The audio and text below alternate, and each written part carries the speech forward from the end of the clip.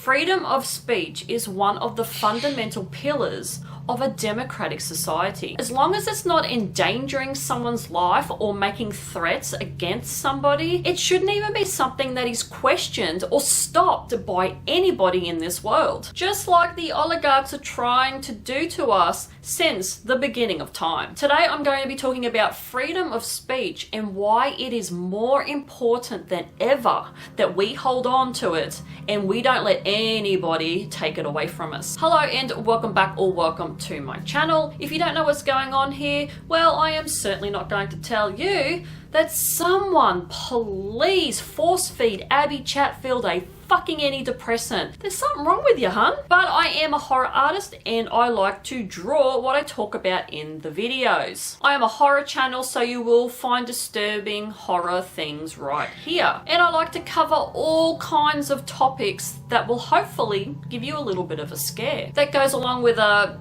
equally disturbing illustration. Now, if you want to support me, I have Redbubble, I've got an Etsy store, I have a disturbing AI munted colouring in book. I've got all the links down below. Now, this video is going to be quite long because there was quite a bit I wanted to unpack in this video. Now, this is a topic that shouldn't be taken lightly, because our freedom of speech is being taken away from us right now. And you might not realize this, but it is. With that being said, let's finally get on with the video and let's get on with the drawing. The main function of freedom of speech creates an open forum where ideas compete on their merits. Good ideas theoretically rise to the top, while bad ones are exposed and discredited through debate. This process requires that even unpopular or offensive ideas be allowed expression, as the alternative, having authorities decide which ideas are acceptable, is far more dangerous. Free speech serves as a crucial check on government power. Citizens must be able to criticize leaders, expose corruption, and challenge policies without fear of retribution.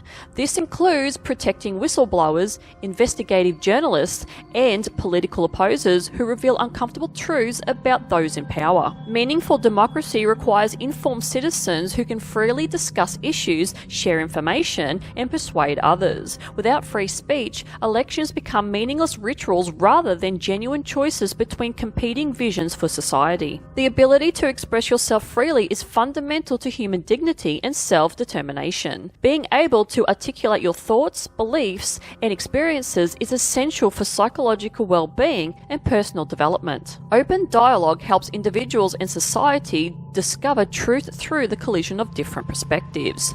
Even false or misguided speech can serve truth by prompting others to articulate better arguments and evidence. Freedom of expression enables artistic creativity, scientific inquiry, and intellectual exploration. Many breakthrough ideas initially seemed radical or offensive to the other side of the spectrum. With freedom of speech came historical social movements such as women having civil rights from the mid-19th century, which required the freedom to advocate for this idea that were deeply unpopular at the time. Without free speech protection, social reform becomes nearly impossible. Free expression provides a peaceful outlet for grievances and disagreements. When people can voice their concerns and be heard, they're less likely to resort to violence or revolution.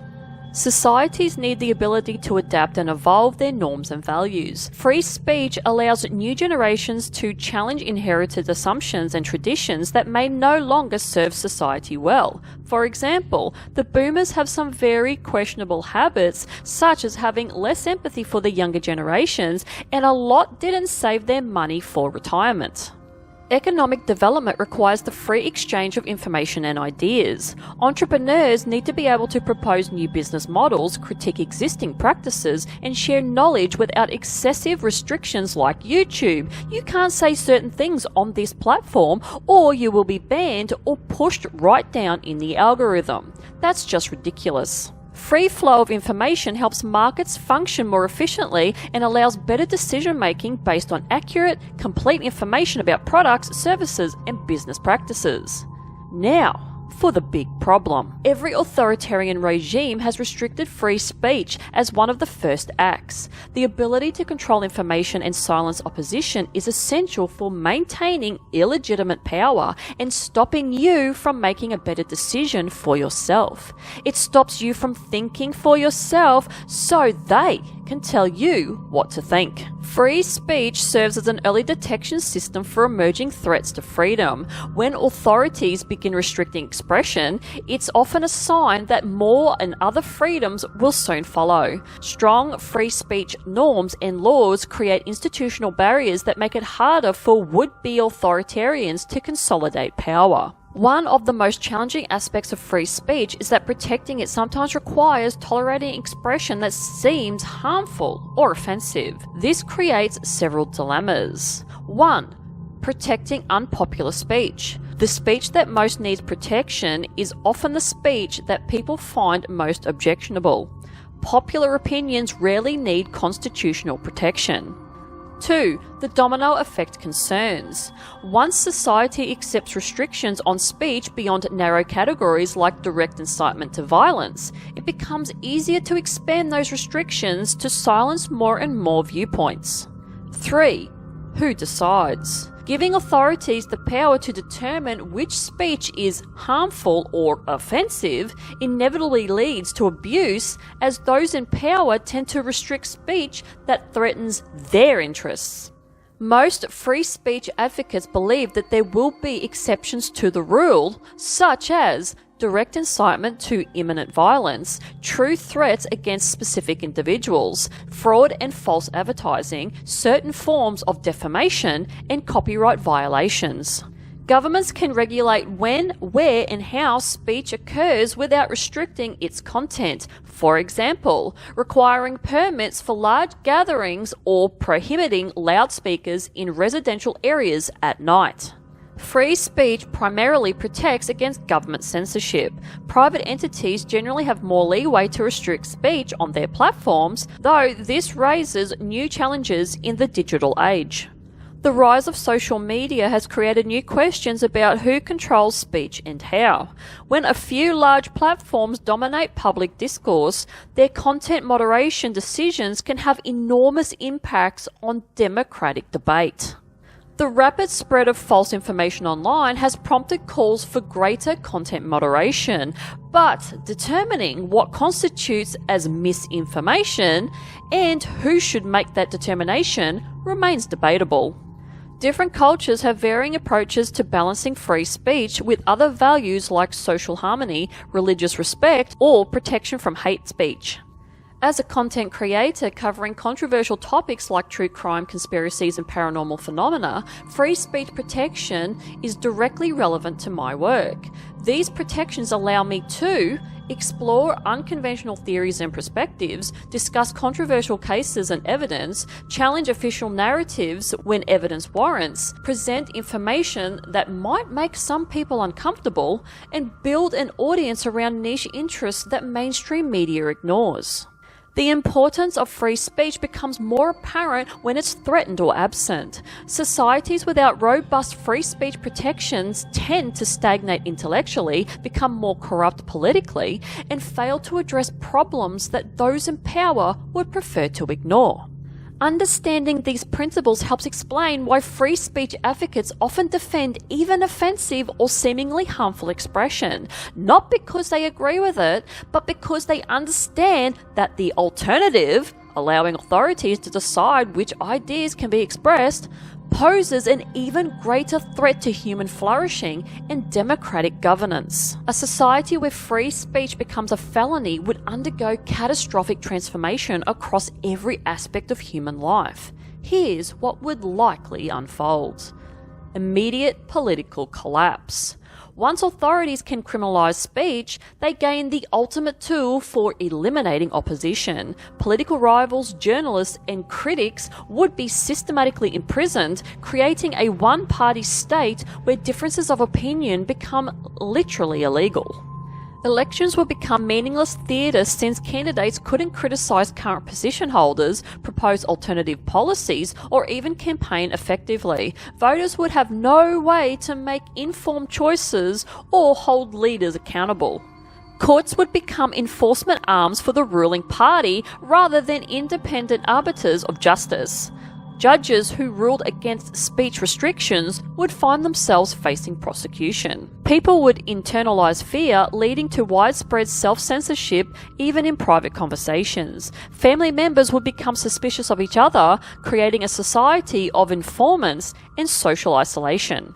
Universities, research institutions, and schools would cease meaningful education and inquiry. Teachers would only present approved information, creating generations of intellectually stunted citizens. Art, literature, music, and entertainment would become propaganda tools. Creative expression would die as artists face imprisonment for any work that could be interpreted as criticism or independent thought. Well, I'd be in jail.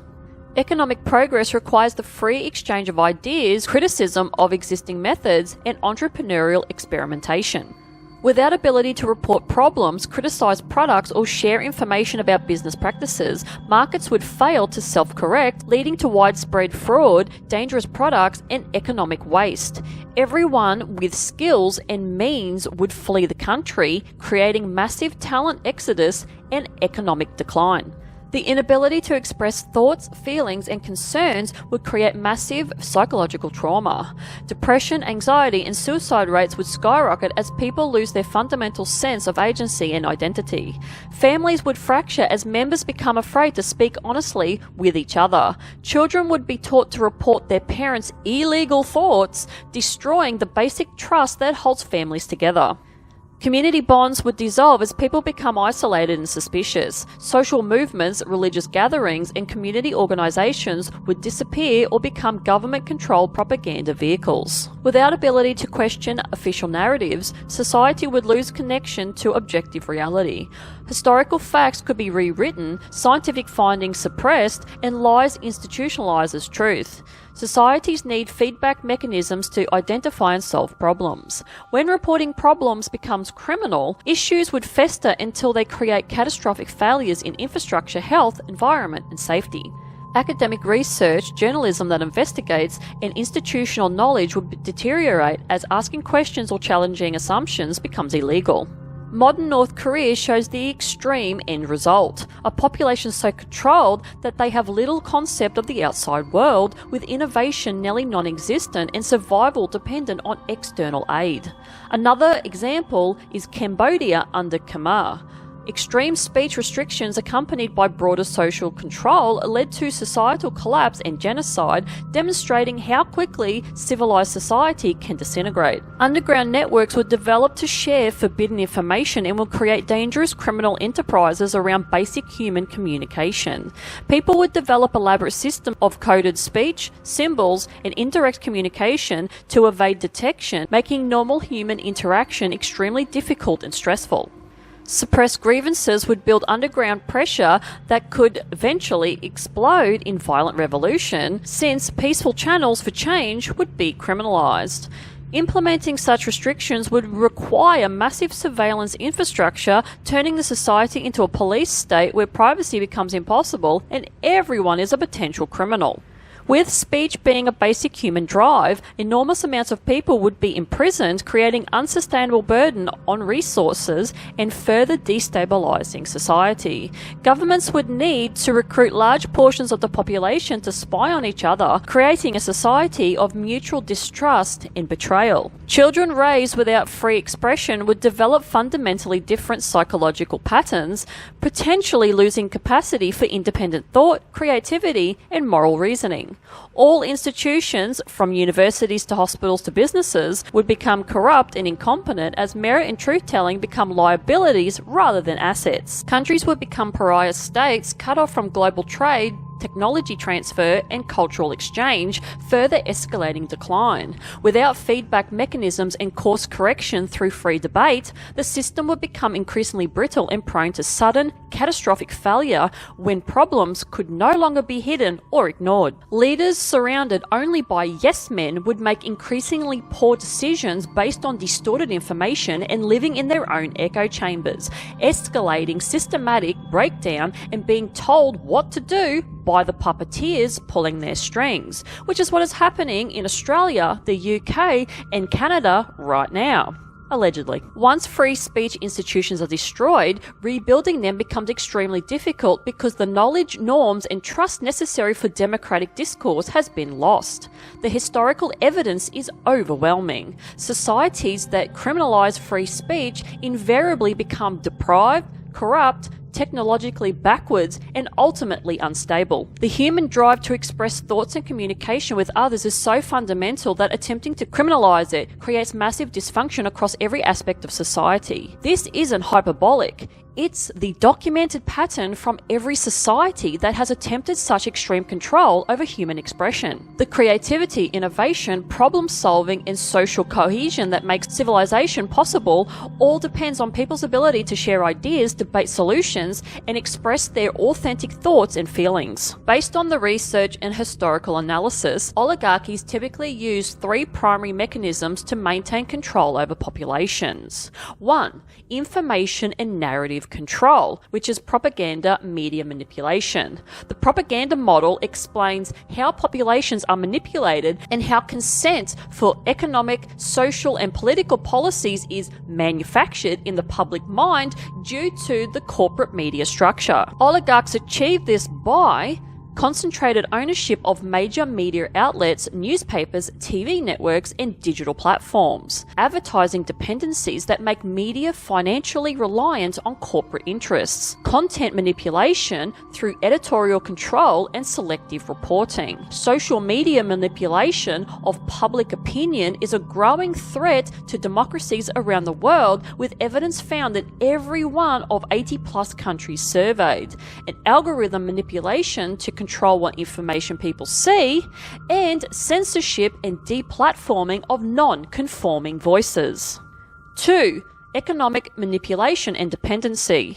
Oligarchies often shape economic policy to benefit the ruling elite, leading to maldistribution of resources through policies that favour the wealthy at the expense of the broader population. They use economic dependency mechanisms, which are debt systems that keep individuals and nations financially dependent, monopolistic practices that eliminate competition and choice, resource hoarding to control access to necessities, financial system manipulation through central banking and monetary policy, and employment dependency where oligarch-controlled corporations become the primary employers. This leads to wealth concentration. Power in oligarchies is often self-reinforcing, as those who possess it use their influence to protect and expand their dominance through mechanisms such as nepotism, which is keeping it in the family, lobbying, or manipulation of legal systems. And 3. Legal and institutional capture.